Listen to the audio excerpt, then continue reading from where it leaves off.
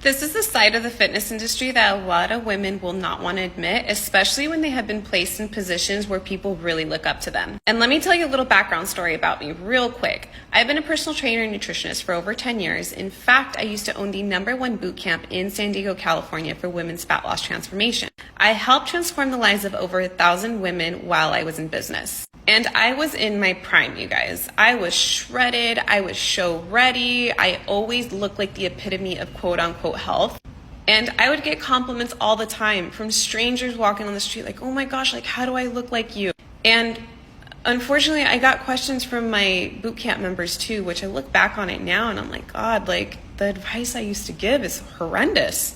Because now in my 30s and 5 years later with actual life perspective and life actually happening to me, I understand that there's so much more to health than just the way you look. So this is what I used to look like in my prime, 24/7, always show ready, always bodybuilder coaches contacting me, fitness modeling, all of it. And I'm going to talk about one specific event that happened. And it's really sad, you guys, because I look back on it and it was completely disordered eating. I woke up one morning and I was literally in tears thinking to myself, I just want to eat like a regular human being. Like I just want to have an apple versus eating chicken breasts and asparagus all day long. When I look like this, you guys, I was absolutely miserable. This body cost me so much compared to what I do now.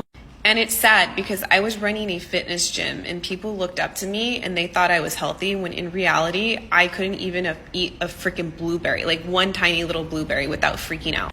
And that, ladies, that is not good.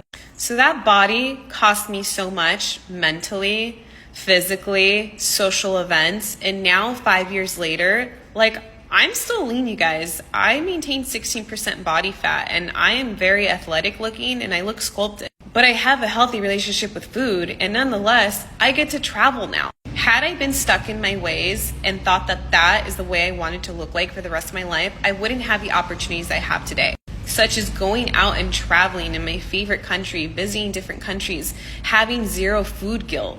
Instead, I dedicated my life to actually being healthy and learning how to eat through proper fat loss habits. And that's what I dedicate now. And I feel fully confident 100% that I'm not lying to anyone. I'm not lying to myself like the way I did when I had that shredded body. Because ultimately what I do now is really help transform the lives of women instead of pretending to be healthy when in reality I was waking up in the morning crying that I couldn't have a piece of fruit.